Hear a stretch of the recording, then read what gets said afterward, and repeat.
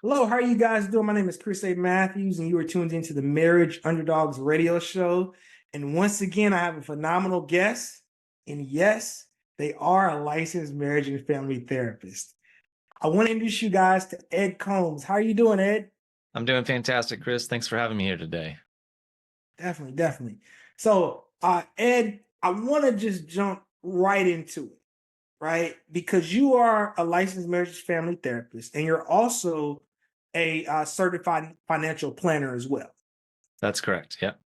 Talk about what is financial intimacy and how do couples track or rate the levels of financial intimacy in their relationship? Oh, that's a great question, Chris. And I'm sure that a lot of people are like, what did he just say? Financial intimacy? I've never heard those two words together. And so before we take our brains down the path of sex, let's come back from there and talk about intimacy is that ability to be close, known, safe, cared about, and expansive, even, right? It's not just this kind of warm, cozy thing. It can be really expansive and fantastic. So intimacy is this big experience. And we can apply it to sexuality, we can apply it to emotions, but we can also apply it to our financial life, right? And so financial intimacy is this radical space of safety and acceptance and exploration of who am I, who are you? We can be financially naked with each other and not experience shame. I like that because when you say financial nakedness, it just in my mind creates this space of complete transparency, complete openness. And because a lot of our money habits come from family of origin or from past relationships, Yeah. I can clearly see how financial conversations can be had and it'd be difficult to have them, right? I want to segue more into learning about you in terms of talk about what inspired you to carve out this unique niche to put together being a couples therapist, a licensed marriage family therapist, and a financial planner, and to gel that together. What was the inspiration for that? Well, like any good, honest therapist, it was because I had that pain in my life. Now, I couldn't have called it, I have an absence of financial intimacy in my life many years ago. But I started my professional life as a firefighter and heard the guys complain about their wives and money. And so as a young guy, I thought, you know how I'm gonna solve this? I'm gonna learn everything I can about how money works, because if I just know how money works, it's gonna be all good. Then I got married and I talked to my wife and tried to, share all this wonderful wisdom that I had accumulated before we met. And I was accumulating, while we got married. So I got married, then I got my MBA, then I got my CFP. I'm going to be this money expert because I don't want to feel financial pain or fear or anxiety. I don't want to struggle through failed businesses or struggling businesses. So I'm just going to master it. Now, Chris, you know enough to know about trauma responses. What happens when people rage towards mastery unconsciously? It's about an unresolved trauma driving that train, right? And so I didn't know that because I hadn't been to school to be a therapist yet. I didn't understand how we work psychologically.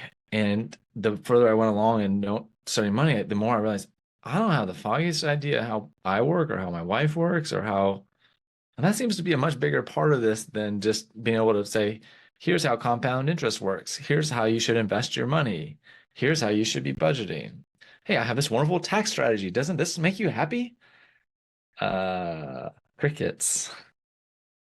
you know and so I just it's been a real learning journey, unfolding journey of curiosity and really trying to solve the pain in my own life, the pain that I saw in my parents' life, the pain I heard about from my wife and her folks, and so really it's been about trying to figure out how to resolve this pain. Mm-hmm. And that pain that you describe is something that you witnessed early on as a firefighter and you listened to your colleagues talk about their wives and money. It was a pain that they were talking to you about. And you went and got all of the formal training you thought that was necessary to fix this problem. But the third wheel, the thing that put it all together was the training as a therapist. And as you were describing your journey, I have this vision of when you plant a seed, you have a root system, and then you have the actual plants that are on top of the soil that come out and sprout. Right. And as men in particular, we tend to only look at what's being sprouted. We don't look at the root system, which is actually nourishing. And that new root system is our family of origin. That's what it sounds like. Yeah, 100%. And I think that that's, when I learned and grew as a marriage and family therapist, this idea that our families could impact us was completely foreign to me. I actually rejected many of those concepts early on because I did not like the idea that my family could have had any real impact on me. Was that because you were like, I'm going to be different? I'm going to be different. I'm going to be different. I wish I could say it was that crystal clear to me. It was more, I need to be the hero. I need to be the rescuer. And I can't have any problems with me. And I don't know that I could even articulate it quite that consciously or clearly, but, I think, those of us that are really into psychology may study archetypes. And one of the archetypes is being a hero or a savior, right? And like an unhealthy hero is unreflective, right? They think it's everybody else that has a problem and there's nothing to see here, folks, because I'm in this hero role. But a redeemed or helpful hero is one that recognizes they need saving and help as much as they are helping or saving others. So I want to highlight what you just said, because for the people who are listening, if you are the force within your relationship that's responsible for the money management, and let's say that you perceive that you're doing a great job, you have the books balanced, you're out of debt, everything's smooth, it doesn't mean that you still don't have some work to do, right? Because you can be captured as the person who's looking at money as something that can't be used. That's an equal prison. The prison of savings could also be the prison of spending, meaning you neglect things you like or want to do, even if you can afford them, because you're so fearful of spending money. So you become a hoarder of money, and it's not even being used for the benefits that it was intended for. Yeah, that's, the polarity that we see around financial trauma is that when people have adverse experiences around money, they either tend to go towards spendthrift, kind of chaotic, unthoughtful spending, or rigid, controlling, tight hold on money. Both of them are coming out of the script that I can't be in control, or I have to be in control. And what we really want to work towards in financial therapy is financial flexibility, to see the value of spending and saving, to see the value of holding money and allowing it to grow and being able to use it for pleasure now. To balance also meeting my needs and other people's needs, because we get countless messages about how we're supposed to prioritize ourselves relative to others, whether that's our faith traditions or our families or broader culture. As humans, we've got to make these decisions about who's the priority here. And a lot of us end up over-indexing either on ourselves, I'm the priority, or I'm not a priority, I'm low, I'm not, it's about you, I've got to take care of everybody else, right? And so for a lot of the men that I talk to, like, they have this provider concept where it's like, I can't meet some of my own financial needs because I've got to take care of all my family. And then they end up in resentment. That part. And I'm glad you mentioned the resentment, because that's a result, right? Like every action has a result, and that's the result that's not talked about. That's right. And then, the resentment manifests in anger and contempt towards their family member, towards the wife, towards the kids. You're ungrateful for all the work that I'm doing to provide for this family. You don't appreciate me. And so, but they've also conditioned their family to take advantage of them, to exploit them, to just expect that dad's going to be the provider. And now I realize that we're in a complex cultural context, and that is not just a male phenomenon. That is something that happens to women too. Yes. Yeah. Right. So I please listeners, don't think that this is unique to men, but I feel like the narrative of being a financial provider is stronger for men than it is for women. And I'm saying that very cautiously because I know there's many women that have internalized a strong culture. You have to be the financial provider for the family. So some of this is probably based in my own lived experience and bias, but But the concept stands true despite gender, because the yes, person who's in the system that may be what we call the breadwinner, or the one who feels more responsible when it comes to producing the money, also is the one that usually has the resentment as the members pull from them to use the money. And I just think that what you're describing is a balance that's missing, and your job or your goal or your role is to right. really essentially help couples and individuals produce a balance, a healthy homeostasis on spending and saving, and also what it looks like to not have a guilt when it comes to using money for what you may need, but Right. being able to align that with providing for your family as well, and to be healthy so they're not negative emotions that come out later. That's 100% on point. That is the goal, right? It is I think about like my colleagues that are chiropractors, and I love going to my chiropractor when my back gets out of alignment. And he knows how to press or poke or twist me just right so my back will come back into what's a natural alignment. And so I think psychologically speaking, we have all kinds of ideas about what we think is a healthy alignment. But when we look at the results, no, we're seeing symptoms of pain. So there is, I think, a natural, healthy psychological alignment of couples being balanced, that um, being relational, having that financial intimacy, collaborative, balancing my needs and your needs. Is you're not better than me, you're not worse than me. We're equals in this. We're in this caring for our family. We're having to hold that balance as well. Many of us are responsible for the aging parents and maybe even raising kids. So Mhm. there's just so many balance points that can get twisted out of alignment. And you help couples and individuals get realigned. I I try my best, and some are easier to get back in alignment than others. Let's just be honest. And that's the thing too, for those that are listening. Every therapist, every counselor isn't a good fit for every client. But one of the things that's intriguing about what you do in therapy, we have this thing called process and content. The Uh-huh. content of what you do is so intriguing to me because Yeah.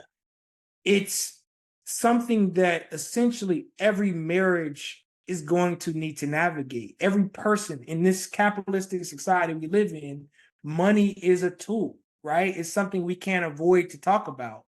And I want to read the statistics to you.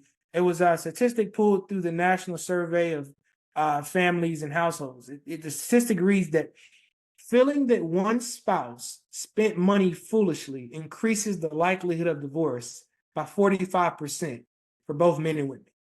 And then the second part is couples that argue about finances at least once a week are 30% more likely to get divorced, right?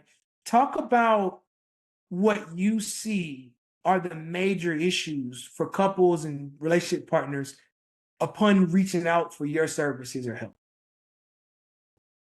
Well, I think it really is a lot of what we've been talking about is I don't feel seen, I don't feel heard, I don't feel cared about, right? Those are the kind of the relational dynamics. And then it's tied to the way the money is being spent or saved or controlled. Recently, I was working with a great couple. They both grew up in very modest means, poverty. One of them said, I grew up in the projects. They've both worked very hard. They've become highly educated. They have good jobs, they're making good income, and they want to go on vacation. Mm-hmm. The husband's wanting to go on vacation, but the wife's terrified to spend the money to go on vacation. Mm. And he's feeling alone. He's like, wait, but I don't want to just go on vacation with the kids. I want you there. But she's more in the like, no, we got to save money. It's frivolous to spend money. So that stat you talked about, that evaluation of how you're spending money is, what was the word on your So stat? It was yeah, feeling that one partner spent money foolishly increased the likelihood of divorce by right. 45%. Yeah, Right. So that's a judgment and evaluation. So how you perceive the value of the money being spent, right? Because Right. there's some agreement factors, right? We like most partners can agree the mortgage or rent needs to get paid, the light bill needs to get paid, the gas bill needs to get paid. But then it gets into the details. Do we invest in the solar, right? Or do we just use the basic? Or do we stay in this house, or do we go to a bigger house? Right. And because Or do we're we go to a doing, smaller house? Yeah. or do we go to a smaller house? Or right, this vacation is okay, but that vacation is too expensive. That right. And so we're, as humans, we're making all kinds of evaluations about what's right or appropriate. And it's based oftentimes on all our lived experiences. Our context can set the stage. So we'll go back to this couple who they both grew up with similar levels of household income, but now one is like, I really want to go on vacations, and the other one's like, no, it's frivolous to spend money kind of going on vacation. So that's the other thing that I'm sorry, what I'm wanting to have listeners hear is you may have had very similar types of money backgrounds, but the way you responded to that can take you to opposite directions. So it might be the one that's wanting a vacation is like wanting this $30,000 vacation when really they can only afford a $10,000 vacation. And that those numbers might seem really large or they might seem small depending on where you're at. But it can be just as easy. Someone wants to spend $2,000 on a vacation versus $500. The numbers don't matter as much as like how you're evaluating what is too much. And then you also have, these external factors as well, the contextual factors that kind of support what you're talking about, which would be the stage of life you're in. Because if your partner or you get a terminal diagnosis, who cares about money? Right? You got a couple weeks to live. You don't care. You're going to visit wherever you want to visit, or you're going to spend time using that money to do what you want to do to leave a legacy or what have you. So I also believe too, and I'm just thinking of personal experiences, we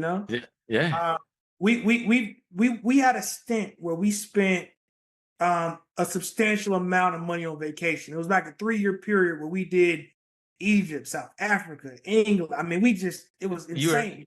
But I reflect on where I was at. I was also under chronic stress and severe anxiety.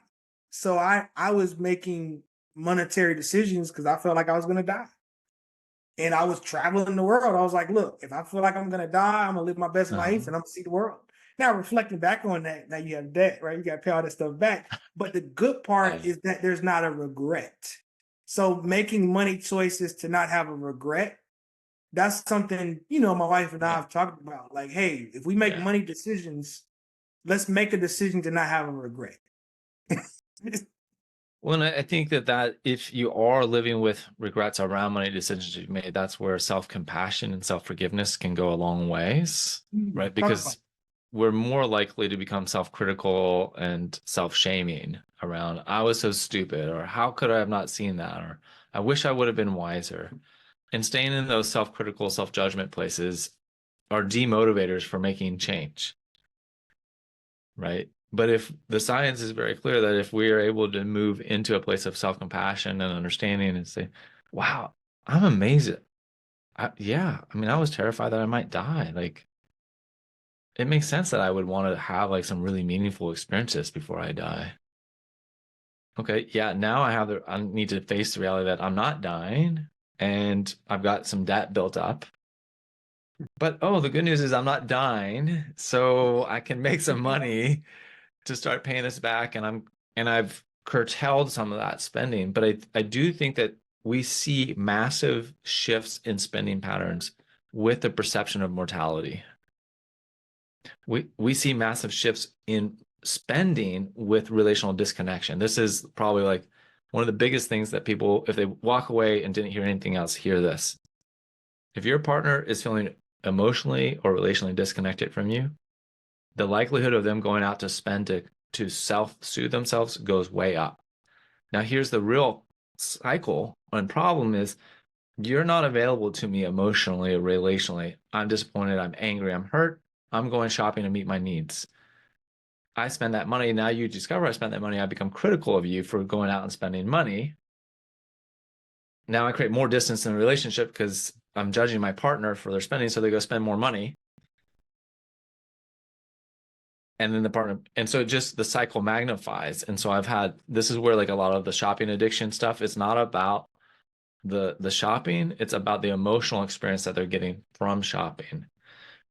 And so as humans, we have fundamental emotional needs to be relationally connected to our primary partners. And this is why like the science of and psychology of attachment theory is so important for couples to embrace and understand, is that we're wired to be relational. That's the base case for us as humans. We're not wired to be individuals. Now, our culture, especially our Western American culture, says we're individuals. Nothing can be further from the truth. I want to go back to two things. The first, when you talked about that cycle. Yeah. As you were doing your hand in a circle for those that are listening, Sorry. Cycle, I was doing my hands by pulling them apart. Yes. And I was pulling them apart because that cycle just produces more distance between the couples. Yes. And then the second piece you mentioned with attachment, please share your website with the listeners, because you have a link where they can take the free attachment survey. Yes, that's right. So my website is healthyloveandmoney.com. And if you land on any one of the pages, a little pop-up will show up in like 10, 15 seconds. So just hang out there and it'll pop up and you'll be able to take a quiz. And, in a very consolidated state, attachment theory is the study of how human relationships shape our relationship expectations. And we end up in one of four categories: secure, anxious, avoidant, or disorganized. The science and the naming can get a little more complicated, but we'll just keep it simple. That is your relationship roadmap in your brain. So when I'm working with my couples around their money issues, we're working on how they relate to and experience money, but we're also working on the psychology of how they experience relationships. And what we're wanting to work towards is, how do we help you develop more of an internal psychology of relational security? And I like how you're extracting the problem from the partner. Right? You're using attachment theory, you're using the context of family of origin, you're using the context of what the partner may be going through in life as it relates to mortality, because couples and partners can be really simple-minded, and we look at things as bad or good, or you're right or you're wrong. Versus, no, you're not right or wrong, you're not bad or good, you're just having an experience, and this is the reaction for that experience. And when you broke down attachment theory, you can anchor that partner away from you're right, I'm wrong, you're bad, you're good, to no, this is an experience my partner's having based off of their attachment style, which was induced on their relational experiences.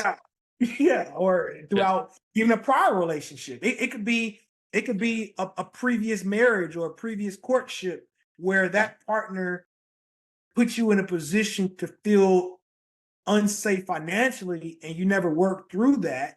And then you're bringing that baggage into a new relationship or a new marriage, or how your parents may have looked at money.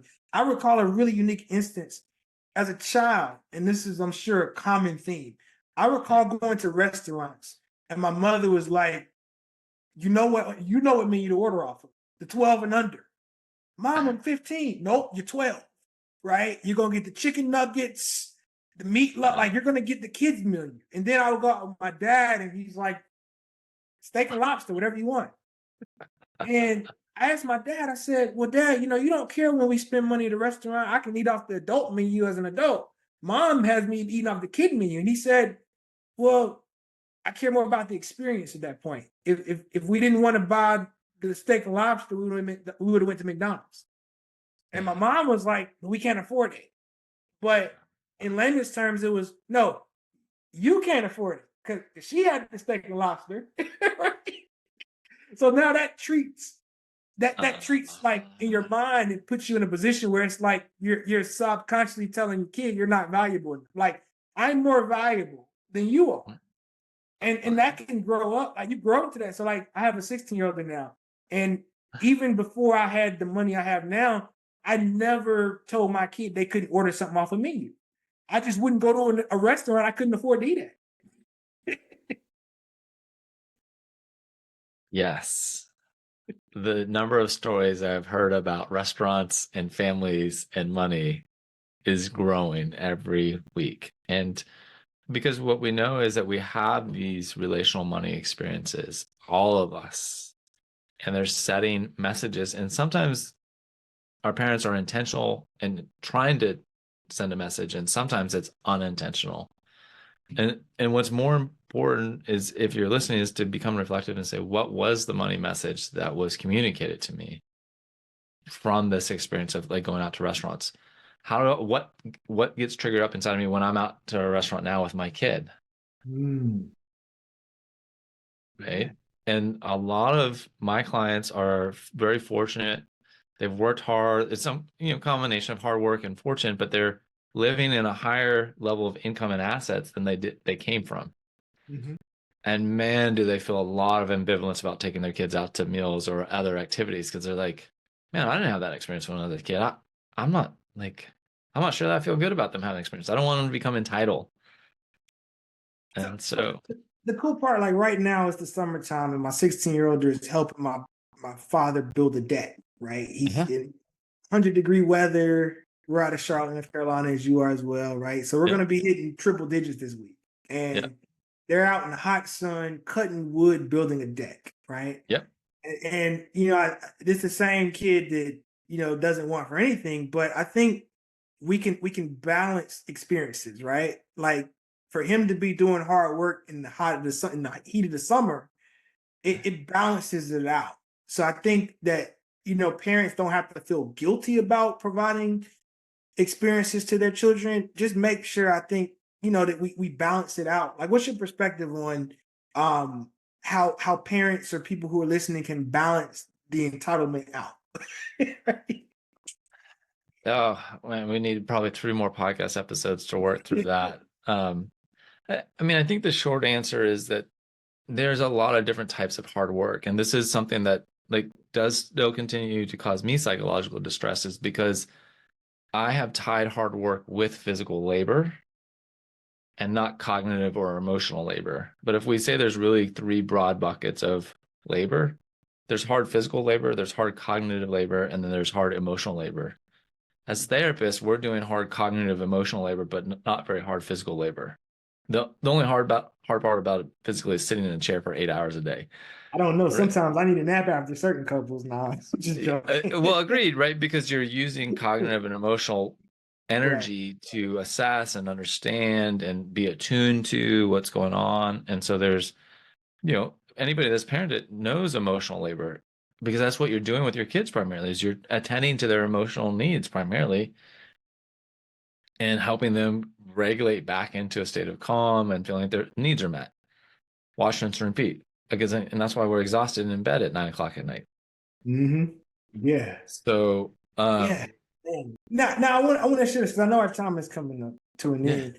I always love for the professionals like yourself who have devoted your career to developing resources, and you're doing the work, right? You're on front lines doing the work, building content, producing books, writing books, producing courses, working with couples. Just talk about, in closing, the plethora of services you offer and the products, and then finalize that with how our listeners can get in contact with you and get their hands on all the amazing assets that you provide for couples. Well, I might reverse the order and say start at healthyloveandmoney.com. That's my website, and all the resources I'm about to name you can find there pretty easily. Chris, you gave me a nice compliment before we hit recording. You said, man, your website's really nicely organized. It's easy to find anything.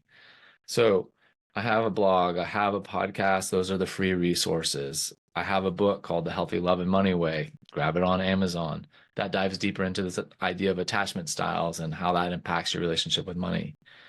If you want to go to a next level, deeper dive, I have a course called The Couple's Guide to Financial Intimacy. That's going to take you through major different psychological buckets, if you will, and offer you exercises and places of reflection to understand, why am I doing with money what I'm doing, and how do I talk with my partner more effectively so we can get to that financial intimacy. At that deepest level of service, I offer what's called therapy-informed financial planning. And that's an integrated service of financial planning and some therapeutic support to help you develop a family financial plan that works for you and your partner. And we're going to go through your cash flow and spending. We're going to go through your investments. We're going to talk about your tax situation. We're going to talk about your insurance. We're going to talk about your estate planning. And yes, if you have kids, we'll talk about education funding. So that's a comprehensive, kind of very personal relationship, but that's the deep end of the work. Every single tool you mentioned, from the free resources all the way up to your paid comprehensive resources, are extremely valuable. You are doing the work to keep couples together, to keep families together, and you're breaking generational debts and ledgers every day through the work you're doing. And I just want to thank you for taking time out of your schedule to be a guest on this show. And I would love to have you back, because the content that you talk about as it relates to money, attachment, couples, marriage, relationships is so needed right now. And to find a fellow male licensed marriage and family therapist that specializes in this topic is valuable. So kudos to what you're doing. And I definitely will make sure in our show notes we put the website so our listeners can get access to all these amazing tools and resources. Ed, thank you so much for joining us today. And want to give you the last words. What will be a final statement you would like to say to our listeners before we get off? Well, to you, Chris, thank you for the encouragement and support. I certainly appreciate that. The concept of marriage underdogs, understanding that there are these experiences that we may have that put us at some disadvantages for having a thriving marriage, but we don't have to let that stop us. And you creating this podcast as a resource to help people overcome their hurdles is a huge benefit. For listeners, I would say take it one step at a time. Get curious. What is financial intimacy? On a scale of 1 to 10, how close do I feel like I am to that? Ask your partner, how close do you feel like? And y'all don't have to get the definition perfect. You don't have to define it exactly like I did, but you got a general taste for it. Can we talk openly and lovingly about money? Keep it that simple. On a scale of 1 to 10. And what would it take it to go from a 2 to a 3, from a 5 to a 6? Very few people I know would say we're at a 10. Man, it's just easy and comfortable all the time to talk about money. And don't fall for the trap to say, well, we don't fight about money because we don't talk about it. That's conflict avoidance. That is not actual financial intimacy. If one partner is not willing to engage in the money conversation, that is not financial intimacy. That is financial deferral. And there's some financial enabling going on. So more to say on that the next time you invite me back, Chris. Hey, I'm gonna invite you back so we have a whole show on that, because and so Ed, thank you so much. For those that have taken time to tune in, you've been listening to the Marriage Underdogs Radio Show. I'm your host, Chris A. Matthews, and we'll have another episode for you next Tuesday. Every Tuesday at 10 a.m. we drop new episodes on Spotify and Apple Podcasts. Thank you, and look forward to coming back next week with a new episode.